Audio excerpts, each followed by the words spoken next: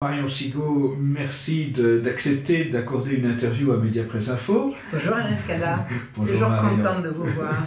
Merci beaucoup. Marion, nous nous étions d'ailleurs vus il y a quelques heures à peine, quelques jours à peine, pour l'hommage à Sainte Jeanne d'Arc. On en reparlera d'ailleurs tout à l'heure, puisqu'il y aura une actualité aussi concernant Sainte Jeanne d'Arc à Saint-Pétersbourg, sur laquelle on reviendra.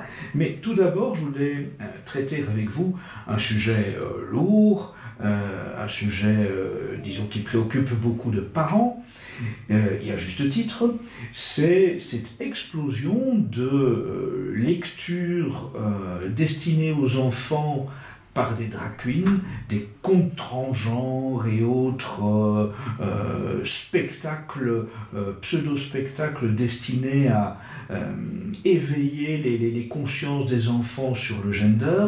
Voilà, je voulais votre avis sur le sujet parce que vraiment, on a l'impression que ça se multiplie. Toutes les semaines, il y a des annonces de tels spectacles, y compris organisés avec les écoles, avec les établissements scolaires. Donc voilà, je voulais votre avis sur le sujet. C'est l'accélération du plan. C'est l'accélération du plan. Le plan, c'est la sexualisation des enfants, c'est-à-dire que la sexualisation des enfants, c'est la destruction de l'enfance, puisque l'enfance est la période de la vie précisément qui précède la sexualité, qui précède l'éveil à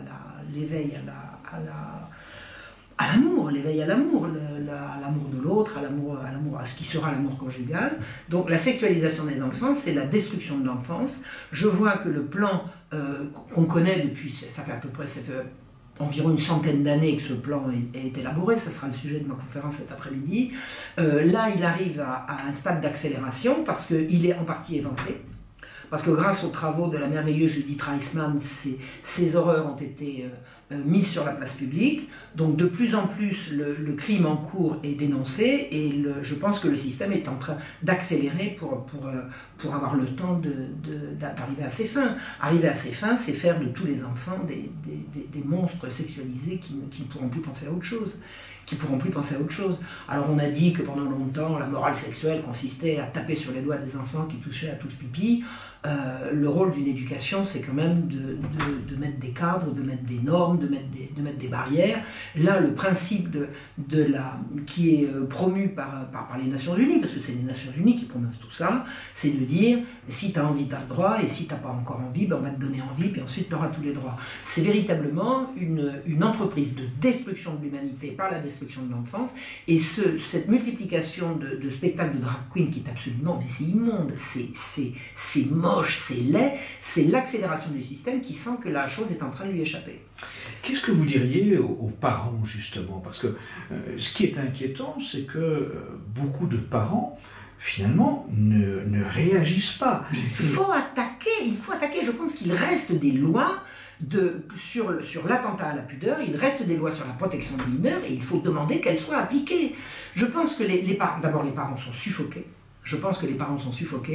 J'en sais quelque chose, c'est que ça fait très longtemps maintenant que je suis au courant de ce qui se prépare, et tous les parents à qui j'en ai parlé me disaient « mais non, mais ils sont incrédules, mais c'est pas possible, et puis quand ils commencent à comprendre que c'est possible, mais qu'est-ce que je peux faire? Il faut se mettre à plusieurs, il faut se...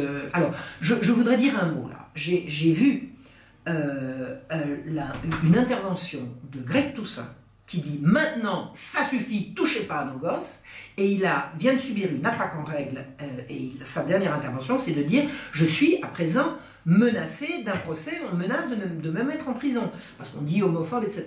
Greg Toussaint a dit les mots qu'il fallait « ne touchez pas à nos gosses ». Votre propagande homosexualiste, pas à l'école, pas chez les gosses, bas les pattes. Donc là, Greg Toussaint, qui est vraiment... c'est le talent incarné. Oui, c'est l'occasion de dire notre solidarité à tous par rapport à... Ah mais absolument, je le dis haut et fort, ma solidarité, par son appel, j'y souscris complètement, ne touchez pas aux gosses, ne touchez pas aux gosses. Et là, je pense que nous sommes à la veille d'une prise de conscience des parents, et quand les parents prendront conscience, il se passera dans les années 2000 ce qui s'est passé en 1750. 1750, c'était la marche rouge. C'est-à-dire qu'à un moment donné, les parents ont compris qu'on s'en prenait à leurs gosses, ils ont sorti les bâtons, et il y a eu des morts. Et c'est pas à l'honneur de la royauté la façon dont ça s'est terminé, mais en tout cas c'est à l'honneur du peuple français de s'être soulevé pour mettre un terme à ces enlèvements odieux. À l'heure actuelle, il n'y a pas besoin d'enlever les enfants, ils sont d'ores et déjà enlevés puisque l'école est obligatoire. Hein? Donc les enfants vont à l'école, les parents sont en train de prendre conscience de ce qui se passe. Il y a des collectifs qui se mettent en place. Il y a des collectifs qui se mettent en place. Il faut absolument... Il reste des lois sur l'attentat à la pudeur. Il reste ces lois. Il faut exiger qu'elles soient appliquées. Il faut exiger qu'elles soient appliquées. On ne montre pas du sexe à des gosses. Pourquoi? Parce que... Et si vous voulez qu'on en discute, on en discutera une fois que vous aurez arrêté. Et on ne pousse pas les enfants à changer de sexe, à croire que c'est un jeu. Non, mais changer de sexe, ça ne veut rien dire. Personne au monde n'a jamais changé de sexe. Ça n'existe pas. Donc faire quoi? Alors, il joue sur les mots. On ne change pas de sexe, on change de genre. Le genre, c'est le sexe des mots. Hein? Un mot, il n'est pas de sexe féminin ou masculin, il est de genre féminin ou masculin. C'est une traduction de l'anglais, une mauvaise traduction de l'anglais en disant les études de genre. Je suis désolé, les études sur le sexe, on a un sexe non pas assigné à la naissance, mais à la conception. On a un sexe qui nous a été assigné par le bon Dieu à la conception. Et on le gardera toute sa vie. Cette espèce de... Alors, faire croire que des enfants peuvent demander à changer de sexe ou à changer de genre sans qu'on leur ait inculqué, non mais sans blague.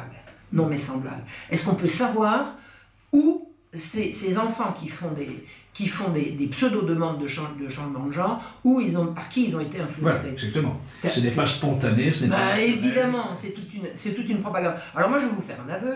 Quand j'avais 11 ans, j'avais une grosse voix, et je m'étais amusée parce que maman, elle avait trouvé ça joli. Elle m'avait coiffée à la Ginseberg, comme on disait. Ginseberg, dans À bout de souffle, elle avait 1,5 cm de cheveux sur le caillou. Et moi, je me suis amusée à me mettre 1,5 cm de cheveux sur le caillou. Et comme j'avais une grosse voix, si je me mettais en pantalon, on me disait jeune homme. Et je m'amusais beaucoup avec ça. Ça serait aujourd'hui. On vous prescrirait... On me prescrirait des machins. Alors que j'ai joué à ça pendant 2-3 ans. Et puis le premier garçon qui m'a dit que j'étais la féminité incarnée. J'ai trouvé le plus beau du monde. D'accord? Parce que j'avais pas des cinglés à l'époque qui m'ont dit du moment que... C'est même pas que je voulais changer de sexe. Je m'amusais à passer pour un garçon, c'était rigolo. Un jour, je sors des toilettes de filles. On est en vacances. Quelqu'un dit, mais vous, c'est là. Rigolo. Alors comme j'étais toute jeunette, j'étais plate comme une limande, c'était plus facile. Quand j'ai commencé à prendre des rondeurs, ça ne passait plus. Mais voilà, c'est les jeux de l'enfance, mais aller prendre ça au sérieux et faire croire. Alors, non seulement que c'est possible, mais que c'est un droit. Et un droit qui va passer derrière le dos des parents. Il faut comprendre une chose, et ça, quand j'ai compris ça, je pense que j'ai décroché la timbale. Il faut comprendre que l'horreur absolue, c'est ce qu'on appelle les droits de l'enfant. Tout le monde s'est fait avoir par la notion de droit de l'enfant, en disant maintenant on va respecter les droits de l'enfant. Et il y a quelqu'un récemment qui est intervenu sur mon blog en disant mais enfin comment pouvez-vous vous en prendre aux droits de l'enfant? Non, c'est même pas ça. Une personne m'a dit il n'y a pas de droit des parents, les parents n'ont que des devoirs. Et bien j'ai dit je vais vous expliquer madame, vous avez des devoirs vis-à-vis de vos enfants. Votre mari vous a quitté, vous avez toujours des devoirs. Vous êtes obligé de travailler toute la journée, vous avez toujours des devoirs vis-à-vis de vos enfants. Et bien vos devoirs vous ne pouvez plus les remplir.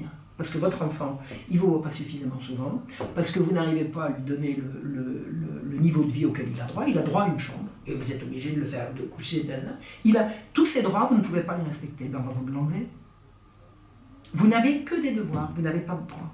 Votre enfant, lui, il a le droit d'avoir le confort, il a le droit d'être sexualisé, il a le droit de fréquenter qui veut, vos enfants ont des droits, vous n'avez que des devoirs, ben on vous l'enlève.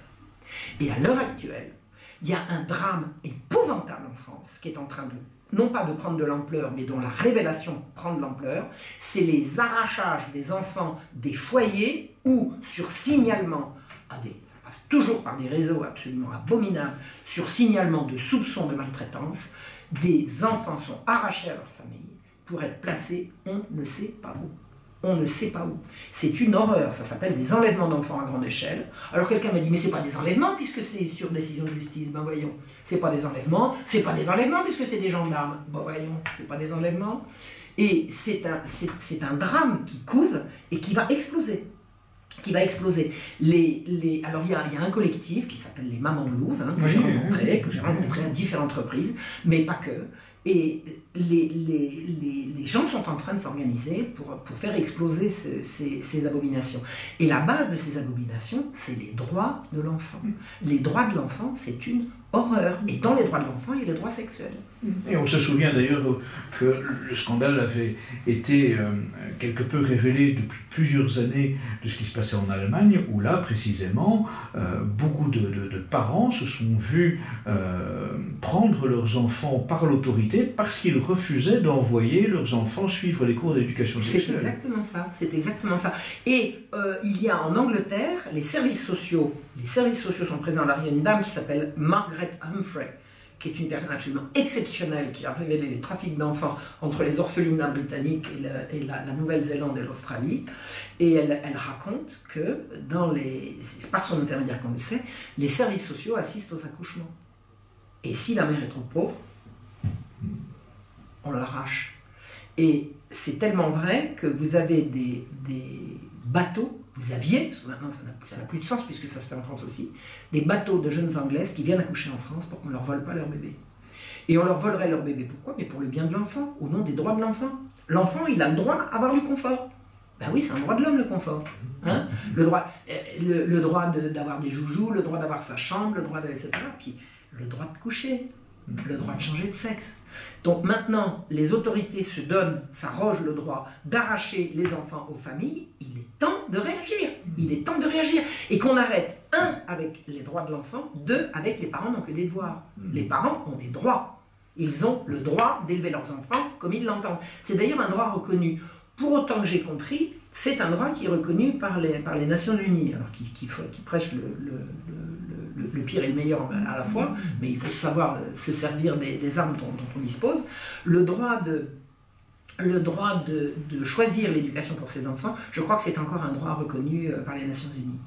Alors, revenons un petit peu aux racines de tout ça, et donc à la fois cette sexualisation des enfants et puis ce développement de l'idéologie du genre auprès des plus petits dans les écoles.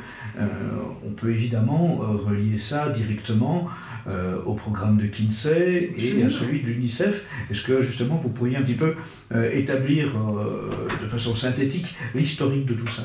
Alors l'historique de tout ça, c'est que au lendemain de la Seconde Guerre mondiale, un savant fou, qui était présenté comme un grand génie, a publié un double rapport sur prétendument la sexualité des hommes, qui a été son premier rapport, et la sexualité des femmes, qui est le second. Alors le premier c'est 47-48 je crois, ou dans ces eaux-là, le deuxième c'est le début des années 50, disant que toute la morale sexuelle américaine est un leurre. C'est-à-dire qu'il disait si on appliquait véritablement les lois sur la moralité publique à la lettre, il faudrait mettre la moitié de l'Amérique en prison. Voilà. Alors, dans les grandes lignes, puis après on va rentrer dans le détail, dans les grandes lignes, l'homosexualité, mais qu'est-ce que vous croyez? Tout le monde a au moins essayé une fois, arrêtez votre char, tous les hommes y sont passés, donc pas tous, bon allez, en tout cas 1 sur 10, largement, et puis beaucoup plus, l'Amérique elle dit quoi? Non, pas possible, si c'est scientifique. Kinsey était scientifique, il avait apporté une approche scientifique de l'étude de ces choses-là. L'avortement, qu'est-ce que vous me racontez? Mais une femme sur 2 a avorté. Quoi? Mais non, mais quoi? Mais c'est un crime. Mais non, mais pas du tout. Mais attendez, mais non. La fidélité, les femmes fidèles, vous plaisantez. Voilà. Il a présenté de l'Amérique une vision d'elle-même qui était totalement contraire à celle qu'elle avait. Donc, il a expliqué, tout le monde couche avec tout le monde trouve ça bien, mais il n'y a plus qu'à. Faites comme les autres. Et l'instinct grégaire, c'est quelque chose qu'il ne faut pas négliger. Des travaux qui étaient financés par la Fondation Rockefeller. Alors, l'intérêt, c'était de savoir que c'était la Fondation Rockefeller qui finançait et la CIA qui pilotait. Mais ça, on le saura qu'après. Alors, l'aspect le plus dramatique, le plus épouvantable du rapport Kinsey, c'est une dame exceptionnelle, décédée aujourd'hui, qui s'appelait Judith Reisman, qui l'a découvert. Elle a lu le rapport Kinsey, qui a été vendu quand même à des centaines de millions d'exemplaires dans le monde et que personne apparemment n'a lu avant Judith Reisman. Parce que vous achetez le rapport, vous le mettez dans la bibliothèque, vous dites je l'ai lu. Elle a lu le rapport. Et elle est tombée sur un tableau qui dit nombre d'orgasmes des enfants au cours d'une séance. Orgasme des enfants. Elle voit des enfants de 3 mois, des enfants de 3 ans, des enfants de 6 ans. Et les enfants de 3 ans, il a eu 7, 8 orgasmes en 24 heures. Il me dit, mais il a dormi entre quelle heure et quelle heure? Qu'est-ce que c'est que ça? Mais qu'est-ce que c'est que ce truc? Mais qu'est-ce que c'est que ce tableau? Qu'est-ce que c'est que ce tableau? Elle a pris sa plume, et le Kinsey était mort à ce moment-là, c'était dans le courant des années 80.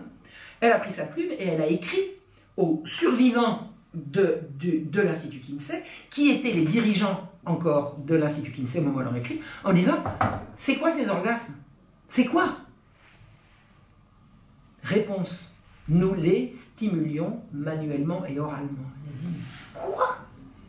Qu'est-ce qu'elle a enquêté et elle a découvert que Kinsey avait fait violer des gosses par un pédophile notoire et que quand les enfants hurlaient, s'évanouissaient, faisaient des convulsions et tentaient de fuir, il notait en face orgasme. C'est-à-dire que la sexualisation des enfants passe par une imposture fondée sur un crime abominable. Et les conclusions de Kinsey sont: les enfants sont sexuels dès la naissance.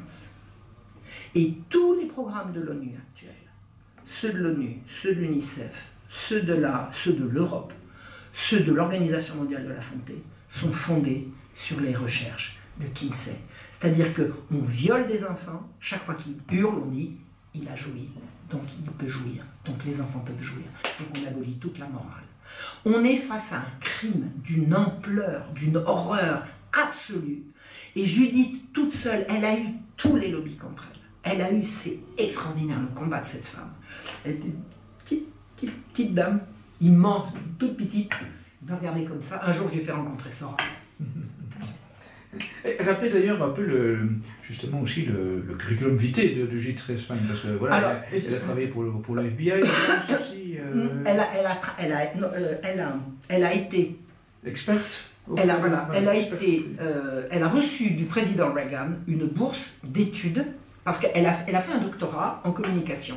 Elle a voulu étudier, quand elle avait découvert, bon, je ne peux pas vous parler tout vous dire maintenant. Mais c'est pour donner, pour démontrer la crédibilité de la personne. Absolument. Elle a fait un doctorat en communication pour étudier dans les médias l'insinuation gravement. Alors, elle, son combat, c'était pas contre la pédocriminalité, c'est contre la criminalité sexuelle. La criminalité sexuelle, y compris contre les femmes, y compris contre les hommes. C'est la criminalité sexuelle qui l'intéresse, et elle est allée regarder dans la presse, notamment dans Playboy, mais dans toute cette... Bon. Et alors, elle a eu, armée d'un doctorat, elle a reçu du président Reagan une bourse précisément pour étudier l'influence de cette littérature sur les crimes. Et elle n'a jamais pu faire son... Elle a été obligée de rendre l'argent. Elle n'a jamais pu faire son étude. Parce que les lobbies, notamment les lobbies LGBT, ils se sont déchaînés contre elle. Et on lui a retiré... C'est effrayant. C'est effrayant. Les menaces de mort, elle a été mise en cause, sa crédibilité a été mise en cause, elle a été traînée dans la boue, elle n'a jamais fléchi. Elle n'a jamais fléchi. On lui a... ce qu'elle ne pouvait pas faire à titre officiel, elle l'a fait dans des livres, et les livres, ils se sont passés sous le manteau, et puis c'est comme ça qu'ils sont arrivés un jour. Alors moi j'ai fait sa connaissance, parce que mes recherches sur précisément la sexualisation des enfants ont fait qu'à un moment donné, et j'en parlerai cet après-midi, ont fait qu'à un moment donné je l'ai croisée. Et j'ai dit un jour que je faisais une conférence, je parlais de ses travaux, j'ai dit il faut absolument traduire Judith Reisman en français. C'est extraordinaire que pas une université n'a pris la responsabilité de traduire cette dame en français quand même. En France, on n'a pas des facultés qui font de la psychologie, non, bien, alors ils traduisent Kinsey, ils font du Kinsey, mais Judith Reisman, personne pour la traduire. Moi monsieur. Alors, j'ai dit un jour à une conférence, il faut absolument traduire Judith Reisman en français. Et il y a un monsieur qui s'approche de moi, qui me dit, il m'a dit, je suis catéchumène. Je ne suis pas encore baptisé, mais c'est pour bientôt.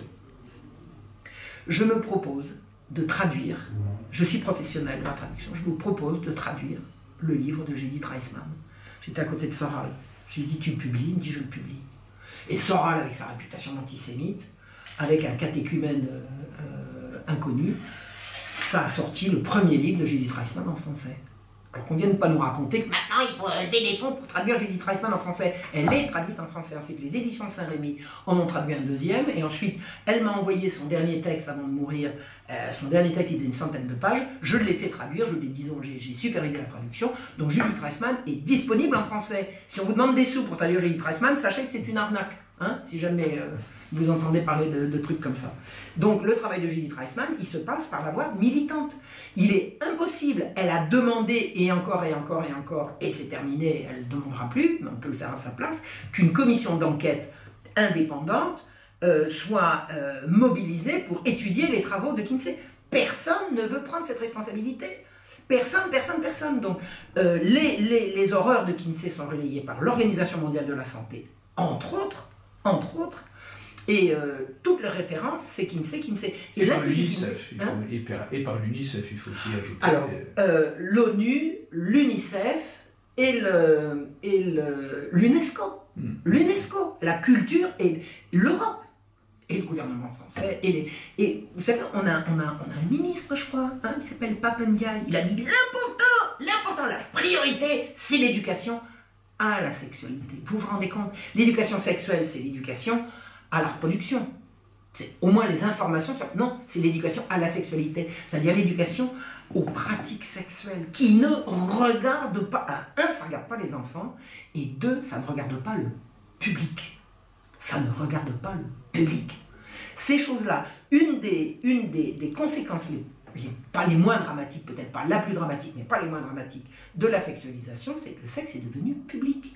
Le sexe relève de l'intimité. Ça relève de l'intimité. Et on est assommé de sexe et de stimulation sexuelle parce que le sexe est devenu un enjeu public. Ça n'a pas... Il faut faire retourner le sexe d'où il n'aurait jamais dû sortir, à savoir l'intimité. L'intimité. Et toutes ces démonstrations de machin, et je suis fier d'être homo, et je suis fier d'être... Il n'y a pas à être fier, il n'y a pas à être fier. On est comme on est. Hein. On s'en arrange avec sa conscience et avec ses proches. On n'a pas à le faire savoir sur la place publique. C'est là une des conséquences de cette grande arnaque Kinsey, c'est que maintenant le sexe est devenu un enjeu public. Je suis désolé, mais ça n'a pas à l'être. Ça n'a pas à l'être. Et après, c'est une affaire de conscience. Les mœurs, ça regarde quoi, les mœurs? Les mœurs, c'est ce qui définit le bien et le mal. Donc on a une définition du bien et le mal public, et ensuite on a une pratique privée. Et le sexe doit rentrer d'où il n'aurait jamais dû sortir, c'est-à-dire dans l'alcôve. Mais il faut bien dire aussi qu'aujourd'hui, justement, tout cela entre dans le plan du nouvel ordre mondial. Il s'agit de déstructurer la famille, de déstructurer tous les comportements de la société, et donc de nous amener à avilir la population pour mieux la maîtriser. C'est un avilissement généralisé. Moi, la première fois que j'ai vu, enfin c'est Dieudonné qui avait mis ça en ligne. Excusez-moi, je vais être choquante. Alors, je suis toujours choquante dans mes trucs parce que je traite de sujets scabreux. Mais un jour, Dieudonné a mis une vidéo où on voit à Strasbourg, dans une avenue, sous un lampadaire, un couple qui se sodomise, en pleine rue. C'est bon, là. Non, mais c'est bon. On va où?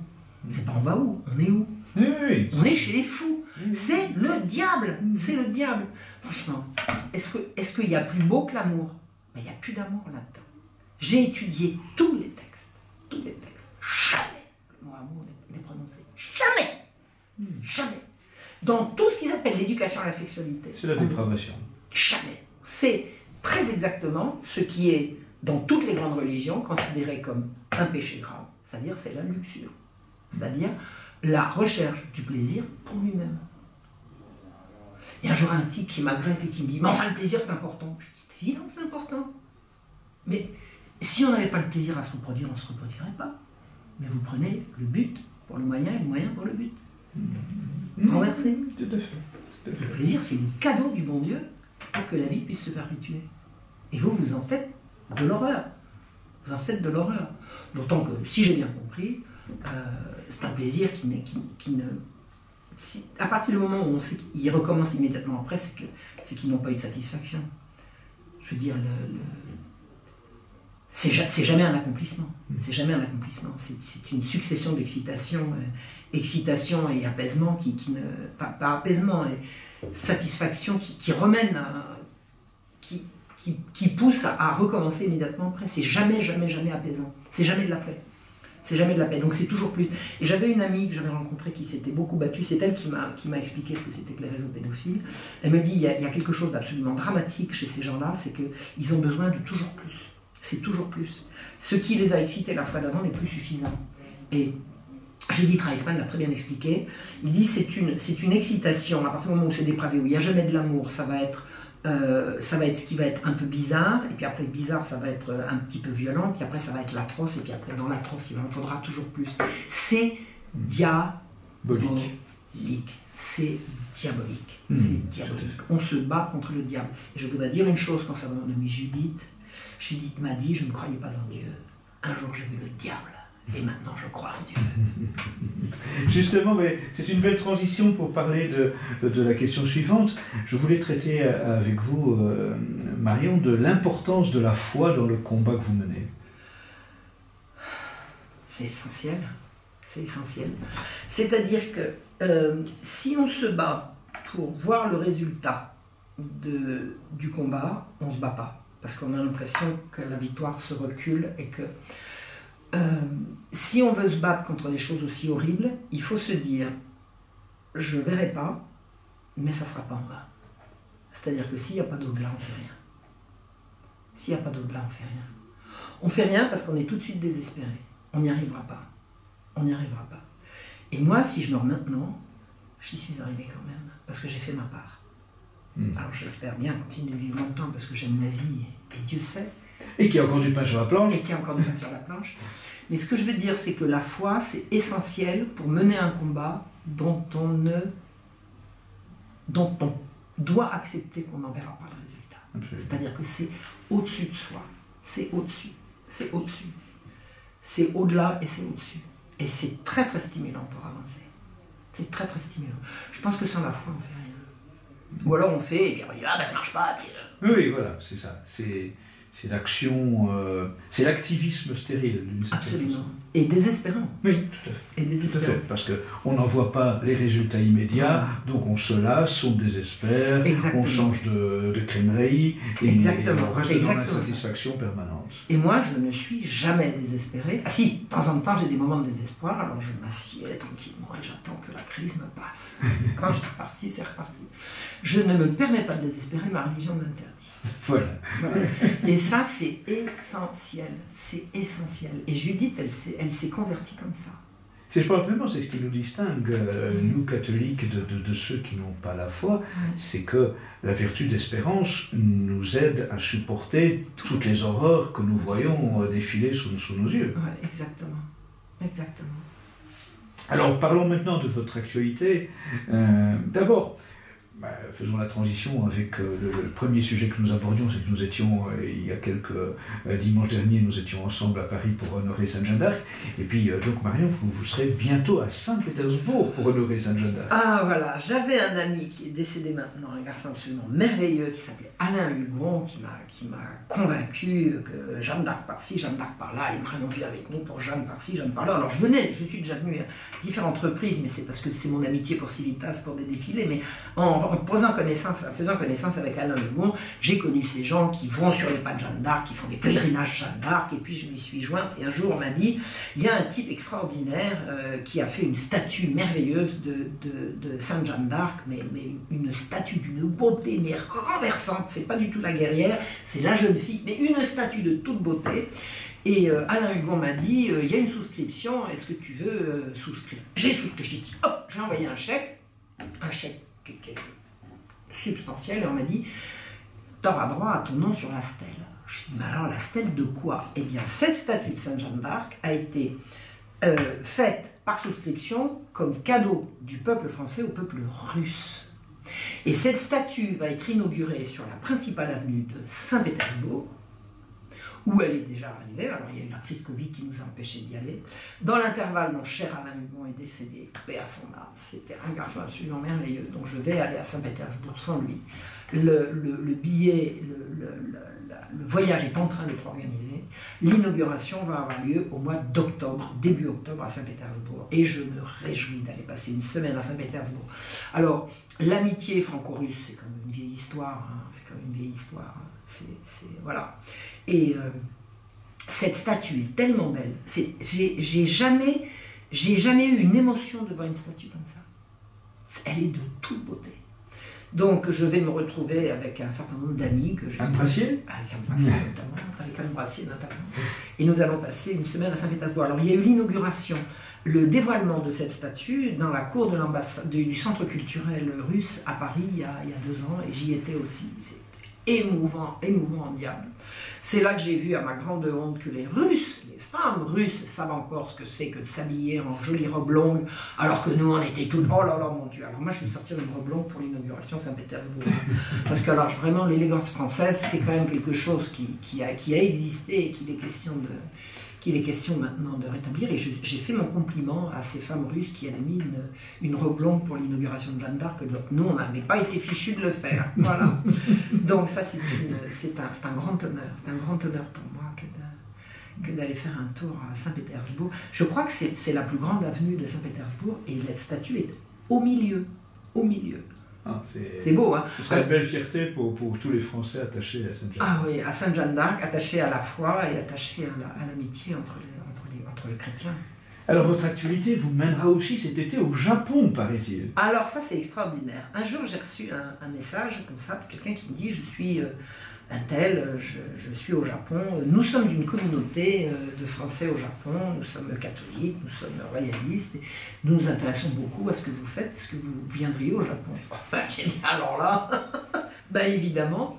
Je devais y aller une première fois, il y a eu le Covid. Je devais y aller une deuxième fois, il y a eu le Covid. Et là, la troisième, ça va être la bonne. Donc, je vais dire... Alors, j'ai quand même fait 2 conférences de chez moi, en vidéo, pour leur parler de mes sujets sur la Révolution française, sur l'imposture des Lumières, sur toutes ces choses-là. Et là, je suis attendue autour du 14 juillet. Et c'est un cercle, alors c'est à la fois un cercle de Français légitimistes, mais également d'universitaires. Enfin, je vais aller faire un tour au Japon. Un de ces charmants Français expatriés m'a envoyé comme petit cadeau une petite vidéo d'1 minute où on voit une dame japonaise dans son salon qui dit « Mais oui, je connais Marion Silvestri, je connais toutes ces vidéos. » C'est pas possible, il y a des Japonais qui parlent français, qui s'intéressent à mon travail. On est une petite planète. Moi, je voudrais dire quelque chose. Je sais que j'aurai jamais la gloire, c'est-à-dire cette super notoriété, de toute façon elle est diabolique, donc elle ne m'intéresse pas. Mais cette reconnaissance-là, je m'en nourris jour après jour, et je remercie le bon Dieu à chaque fois que j'ai des signes de reconnaissance comme ça. C'est extraordinaire. Vous savez, un merci, un bisou, une conversion aussi. J'ai envie de dire, conversion. Le nombre de gens qui sont venus me voir en me disant qu'ils s'étaient convertis. Alors je ne parle jamais de religion dans mes conférences. Je parle des faits. Uniquement, je fais des conférences historiques. Et ça déchire le voile des mensonges qui cachent la vérité sur notre religion, et les gens reviennent à la foi. Là, à Noël, j'ai eu j'étais de nouveau marraine, de nouveau à Noël, à Pâques, à la veillée de Pâques. Et là, cette femme, cette amie qui vient de se faire baptiser, entraîne derrière elle ses enfants, ses petits-enfants. Enfin, Non, il y a une... Il y a des raisons d'espérer. Il y a des raisons d'espérer, on les voit absolument journellement. Ouais.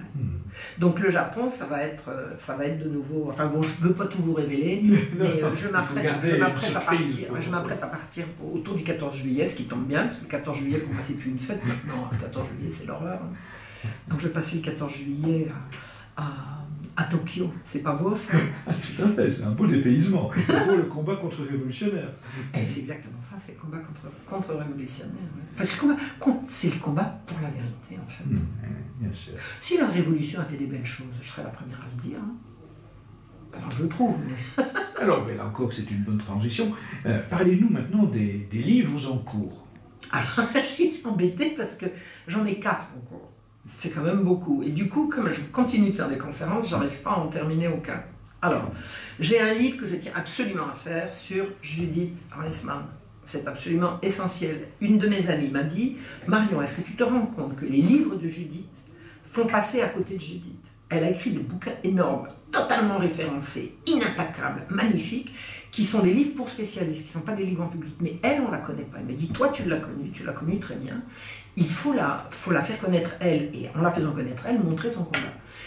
J'ai dit, bonne idée, je me suis mise en relation avec sa meilleure amie qui est venue chez moi, parce que Judith ne voyageait pas sans son ange gardien. Et son ange gardien, c'est Alissa. Donc j'ai eu Alissa chez moi avec Judith et je l'ai retrouvée à Montréal. Enfin, donc Alissa, je lui ai dit, je voudrais écrire un livre sur Judith. Elle m'a dit, voilà, on t'ouvre nos archives, tu viens quand tu veux. Et elle a également son avocate, Mary McAllister, qui est gardienne de toutes ces archives. Et ces deux dames sont d'accord pour m'aider en tout. Mais bon, le site de Judith est à ma disposition, je lis l'anglais, je n'ai pas besoin d'intermédiaire. Donc j'ai commencé à écrire un livre sur Judith et je suis allée retrouver ses aïeux dans la Pologne du 19e siècle où ils étaient communistes. Enfin, c'est vraiment... Alors, il faut étudier le contexte. Alors j'étudie également le contexte de ce que c'était que c'est... Alors ces juifs polonais avec des noms allemands qui étaient sous domination russe. Il faut faire un peu d'histoire pour comprendre. Comment est-ce qu'on peut avoir un nom allemand, être à Varsovie et être citoyen du tsar? Bon, bah, ça c'est de l'histoire. Donc je suis remontée un peu là-dessus. J'ai vu qui étaient ses parents, ses grands-parents. Judith était une américaine native, fille d'américains natifs, c'est-à-dire petite fille de juifs polonais. Mais elle était native américaine et son père et sa mère étaient natifs américains.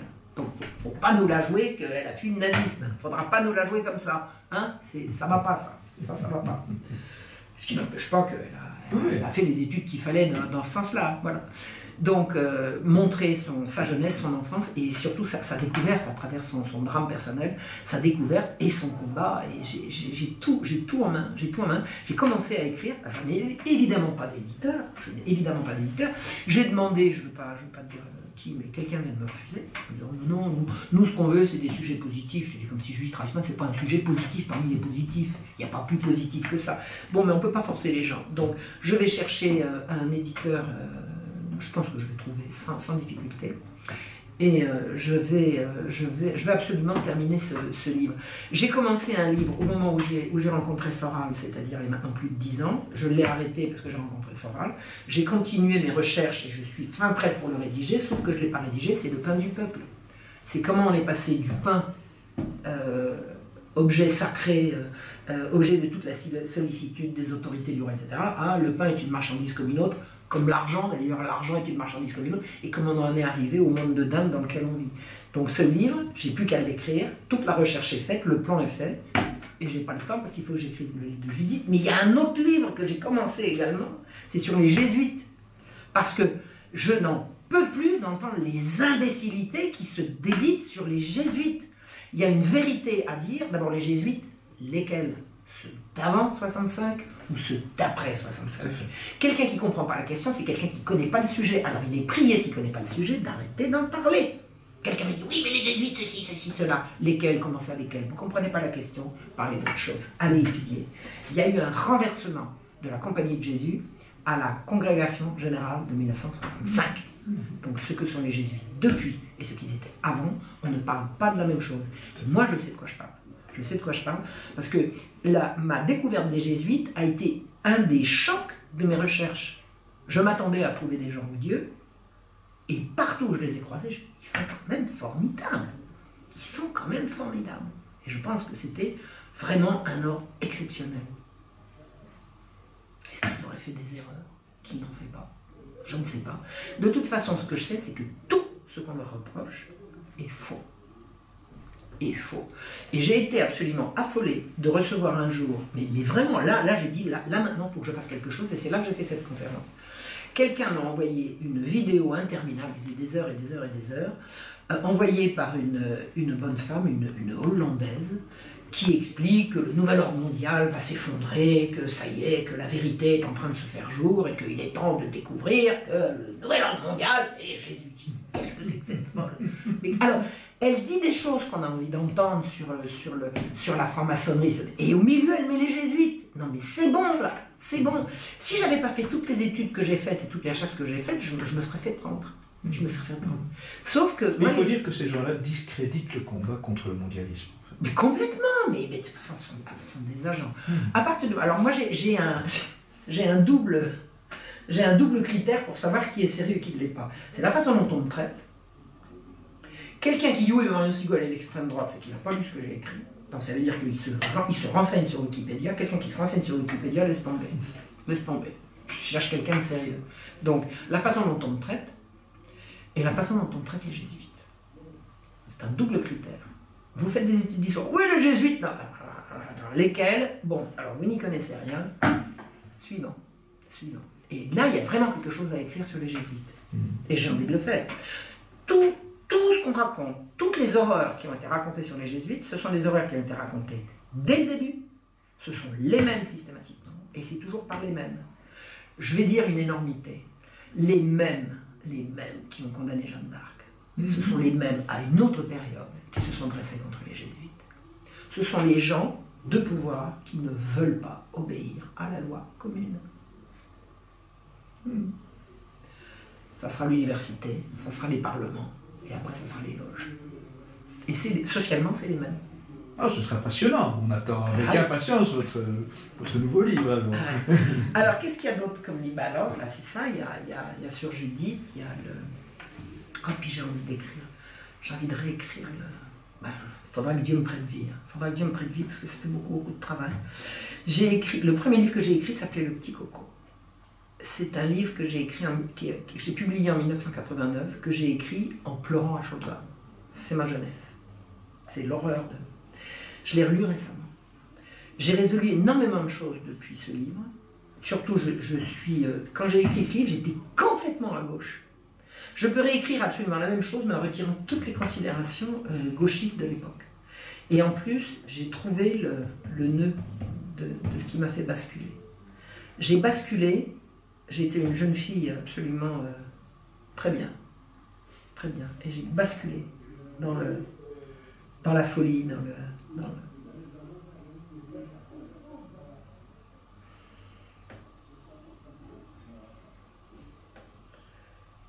50 ans après, ça remonte. J'ai retrouvé quels sont mes traumatismes d'enfance. Et je me demande s'il ne faudrait pas que je réécrive Le Petit Coco. Mais ça sera mon dernier bouquin. Donc c'est pas pour tout de suite. Non, parce qu'avant ça, il y a aussi le tome 2 de Voltaire. Ou alors Voltaire, il y a encore de quoi en raconter. Oh, il y a encore de quoi en raconter sur Voltaire. Voltaire, ce que j'ai écrit, c'est une petite partie de ce qu'il y a à dire. D'ailleurs, c'est la conclusion de mon livre. Maintenant, on a parlé de la barre, on a parlé de Calas. Après, on va vous raconter comment il a fait pour envoyer en prison tous ceux qui lui faisaient de l'ombre. C'est extraordinaire. Voltaire et Élie Fréron. Voltaire et comment il s'appelait, Laurent Ogliviel, le jeune de... Comment s'appelait ce jeune homme de l'affaire Calas? Voltaire a envoyé des gens en prison de façon épouvantable, éhontée, et pour le plaisir. Pour le plaisir. Et il était tellement influent que ces gens suppliaient que... Non, rien à faire. Il avait le bras suffisamment long pour laisser des gens en prison. Pour rien. Et Élie Fréron, qui était un excellent critique littéraire, il en est mort. Un jour, il a dit, là, je peux plus. Il a fait un infarctus. Là, c'est trop. Il l'a envoyé en prison. Il a fait envoyer en prison des gens, mais ça, je l'ai écrit dans ce tome-là, je crois. Oui, académicien. Il a fait envoyer en prison des libraires qui avaient publié, sans autorisation, des pamphlets contre lui. Or, les autorisations, les autorités elles regardaient ailleurs. On savait très bien qu'il fallait des autorisations, qu'il y avait des tas d'autorisations qui n'étaient pas demandées. Donc tous les libraires le faisaient. La censure. Et lui, il est allé faire activer la censure, il est allé faire arrêter des libraires et mettre en prison alors qu'ils avaient femmes et enfants à nourrir. Parce qu'ils avaient publié sans autorisation des trucs qui disaient du mal de lui. C'est pas beau ça? Non, il y a encore plein de trucs à raconter sur Voltaire. Eh bien, merci Marion pour cet entretien. On passerait des heures et des heures à traiter de l'actualité avec vous. En tout cas, merci pour ce bel aperçu. Merci Alain, merci à Civitas, merci à Mediapresse Info. À très bientôt Marion. Au revoir.